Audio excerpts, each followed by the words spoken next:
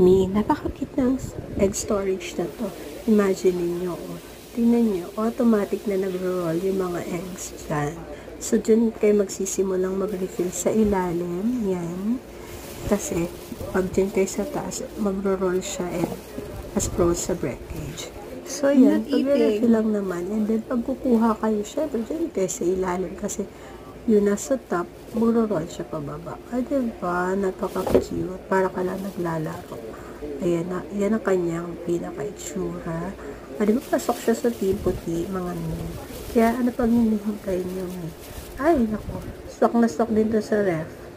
Pag gusto nyo sa ref nakalagay yung mga eggs. Diba? Ayun.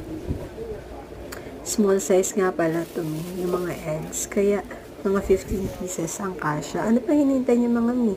Get yours now. Andyan na yung link sa description.